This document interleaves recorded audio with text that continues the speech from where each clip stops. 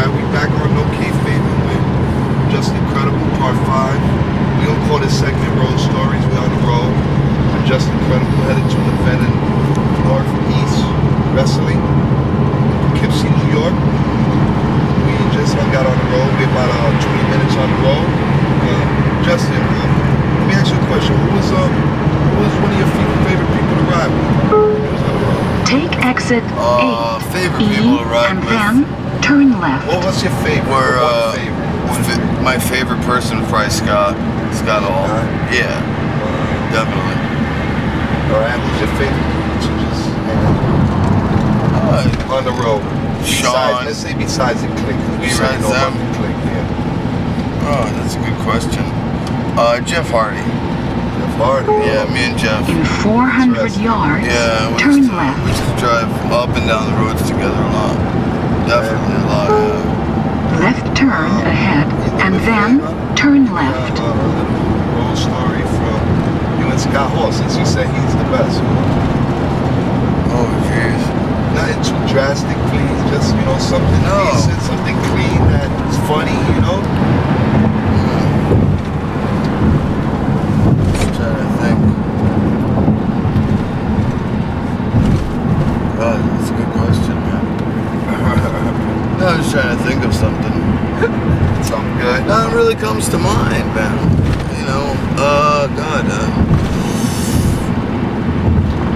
Scott and I, when we were on the road together, just the two of us,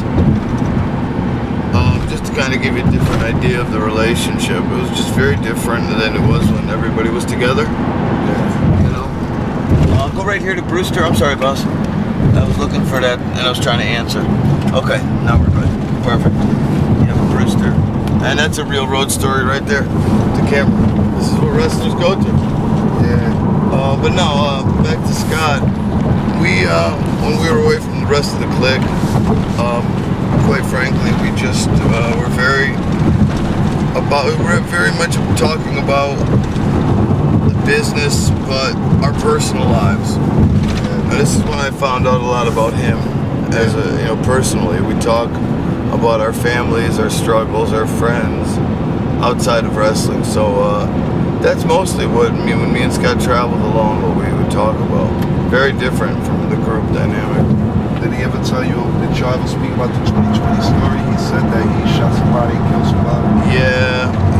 He told me that one night in a hotel room, that when he was a bouncer in Florida. Can you elaborate, like how was the, he was a kid. How was his feeling? How did you see, what did you see of him in that moment, while y'all was talking? Oh, he was very vulnerable, very, more almost like a child.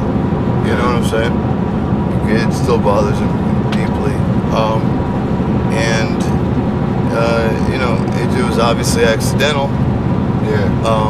But he feels horrible and very responsible, and that's something he's never recovered from his whole life. Kevin Nash had mentioned something about something that, affected him as a child, and I always thought about when Kevin Nash made that comment, because Kevin Nash is one that knows him. Yeah, so that was it. So I would figure, I thought that could be it. That was it. Yeah? Wow. Yeah. Good story, man. Jeff Hardy, any story with him? Oh, a lot of stories, but they're all kind of the same. Yeah. We were hitting fun stories. Well, we would just, when we were driving, man, we would always be fired up, lit up, and we'd always have our guitars. We brought our acoustic guitars on the road with us, and we'd write music, Write music, yeah. Really? Play and write our own stuff. You write? Yeah. You write music too? Yeah, absolutely. You didn't tell me that. Yeah, I write music. Really? Wow. Yeah, I could write a song by the time we got there. Really? That's hot. That's hot. But good. Something we enjoyed to do, and we did it just to pass time, keep us out of the clubs and shit. Always, because he has a serious girlfriend at the time. Now they're married. Yeah. I had a wife, so we didn't go out and party like that at the clubs and shit. Yeah. Just hung out together. So we got together, two dudes, just playing guitar, just having fun. Our own way of having fun, No doubt. Sounds good. Yeah. Cool. other role stories in particular come to mind? Any other? Not really, man. Not really. I think, you know, for what we're doing, we should just probably think about just shooting some natural shit. Just talking about some natural shit, see what flows out of us. About the state of the business. Yeah, no doubt, no doubt. Possibly, you know. No doubt. Because we've had formatted So questions. speak about it. Speak about what you mean. Say what you, say what you feel. You know, I didn't. Did you watch TNA last night? Oh, we were taping, but I was peeking over. I just watched that. I'm gonna be honest. The only thing that I seen that they still have Zema wrestling, and a couple of weeks ago, I think he almost broke somebody's neck. This kid, Zema kid that Yeah, I heard about it. Sorensen.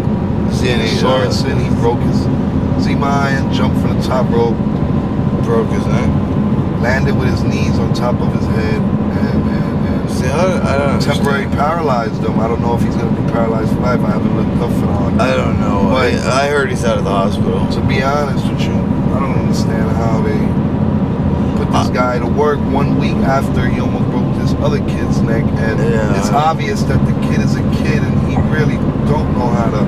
Don't know what he's doing. You know? Yeah. Yet they come in after he breaks this guy's neck, almost put him right back on. You know? Yeah. I don't understand that. Why don't you talk a little bit about that? What you think about that? I think it's pretty bad. I mean, what's your opinion? I think it's bad.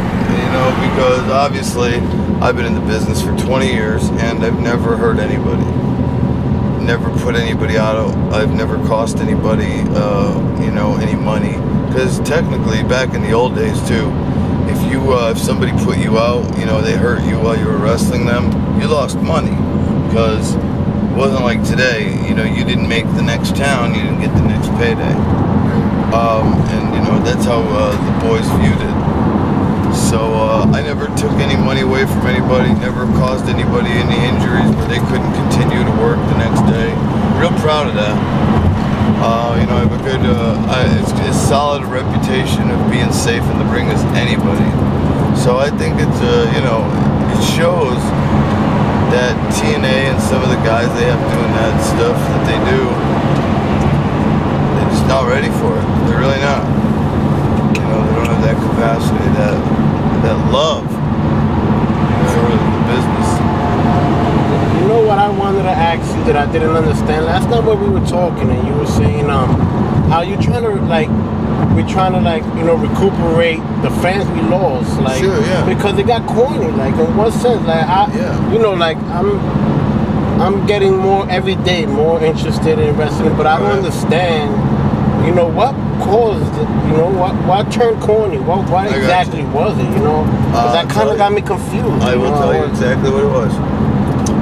It was in 2001 when Vince McMahon bought ECW, or ECW went bankrupt. He bought the rights, and Vince bought WCW. Competition in this business has always been, in essence, the driving force.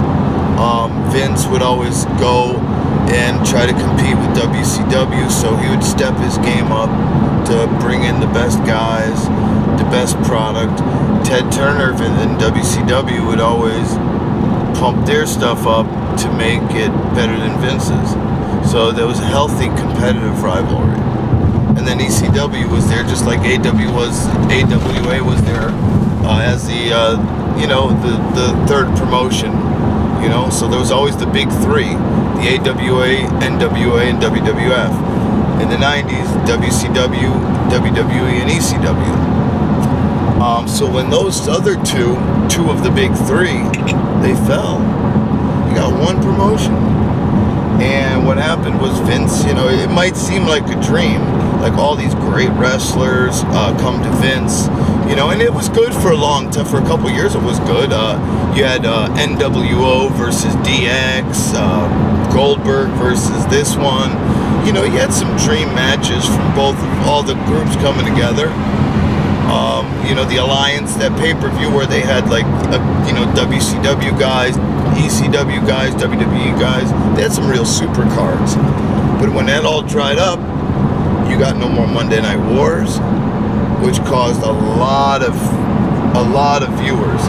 You had Raw doing 5.5 million viewers and Nitro doing 3-point-something million. You know, you had a combined, at one point, you had a combined 10 million viewers each week watching these programs. Now you got 3.5. So we lost 7 million viewers every Monday night, are gone. You know what I'm saying? Yeah. And I think it's because of that. You know, there's no competition. There's nowhere. You know, back then too, you would check out Monday Night Raw. Hey man, is anybody jumping Federation? You know, you didn't know if somebody was jumping to the other Federation. Now there's no Federation. You don't care. You know who's going to show up on Raw. Same guys that are under contract. Back then, you didn't know if you know, Hogan or if Nash and Hall would show up on Raw or on Nitro or vice versa. People were showing up on the other shows. It's exciting. You know, that just doesn't exist right now.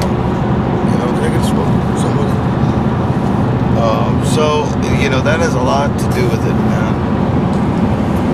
You think there's any way that we can bring back those 7 million people? At least some of the 7 million? Not like this. Not like this. No way. Not like this. They're gonna need. They were trying to. TNA was trying to compete with Vince on Monday nights. Failed miserably. Failed miserably. I personally just think that you know, the business is gonna have to take a big leap, a big change. I don't know what it's going to take, but it's gonna take something. I'll tell you that much. It's gonna take something. But that's a good question, man. I mean, like, Nestor, I know that you've talked to me on other occasions about that. Like, you think he left something out that you saw? You know, I know you were a fan since you were 5, you know, and like, what did you, what made it corny for you as a fan? Like, you know? What made it corny for me was basically, I grew mature, I became a man, and I started seeing it for what it was. And I felt as if I was being taken for a fool, and they was just giving you whatever they want. And me as a fan, I want to see something believable. It has to make sense to me. It wasn't, yeah, I know what you mean. If it don't make sense to me, yeah, it gets corny. Yeah, you know. Storylines got weak, you know. Wrestlers, the generation of wrestlers were moving on too. Guys were getting older. If you watch old school wrestling, Pat June, you'll know that. You see the wrestlers, and it's just more realistic. It wasn't the same kind of wrestlers, a built guy with muscles. It was a big giant, a big fat guy. It was a guy from Africa that came from a jungle. It was an animal that had a lot of hair. And, you know, they weren't like, right now I think what you're saying is it seems like they get them all out of a factory. They all got the same kick pads, tights, that same muscular build. It's like generic wrestlers. You know, they're all the same. Yeah, and that's what the WWE developmental puts out. That's what they want. You know, and that's hurting the business, I think, too. And it goes back to what you said. For the love of the business, they have to love and respect. And they don't. And those are guys that are, yeah. If you don't, you're not going to give it your all. Those are the guys that are picked because they're former athletes, former pro athletes, or famous people, or Mike Rotundo's kid, or somebody's kid, Ted DiBiase's kid, whatever. You got to be handpicked to be in the developmental system. Whereas back then, they would just take you from, you know, this territory or that territory, you know, not just from the developmental. Now they do everything in-house, where it's almost impossible to get a job. Talk about the territories. There was a whole bunch of, back in the days, they had a whole bunch of other places you can work, Joe. And before you got to the big time in the WWE, you learned your craft. You worked a lot. There was was a lot of work everywhere. Oh yeah, you were working every night if you wanted to. You constantly work. So by the time you got to the WWE, you were ready. You was ready. You wasn't no young guy who don't know nothing. You understand? Because you got taught well.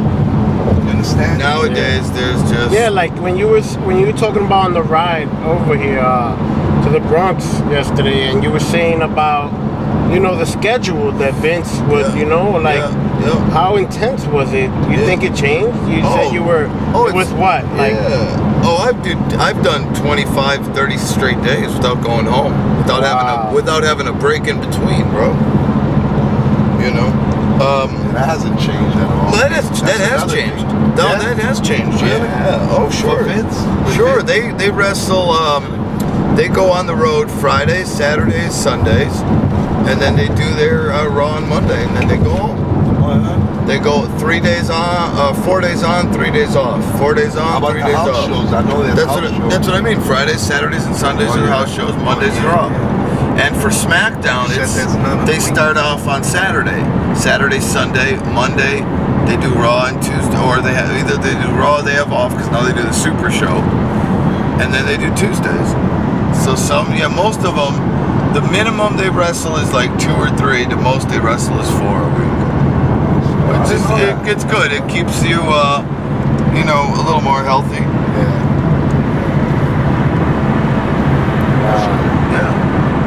Like, how do you train to do the flips and all that? Like the slams. I mean, is that you have a specific trainer? Oh yeah, absolutely. Yeah, you guys just work together, show each other. We show each other. We do show each other. Sure. The more intricate moves, the more advanced moves, we do show each other. Absolutely. That's a good question. But the basics, they teach you the basics all in camp. The wrestling camps, but the more intricate moves, you get your partner, your buddy, whatever, and you go in the ring and you mess around, try different stuff. I know how to flip, June, and flip becomes, you get that as a kid. When you're young, you're just flexible like that. Yeah. Because I could flip, I could do backflips and summies with no hands. Yeah, but when I see like for example, Rey Mysterio grabs somebody's head with his leg and toss him to the other side of the ring, like, I'm like, wow, like, that's all. How do these guys not get hurt, That's Who easy. teaches these guys? That's the easy part. Ray has the hard part. All I got to do is catch his feet and take a front roll. Yo, we going the right way? Oh, yeah. The next one you're looking for is I-84 West. Cool. Follow that. Alright, we're gonna cut this camera off. Come back with another segment later. Okay.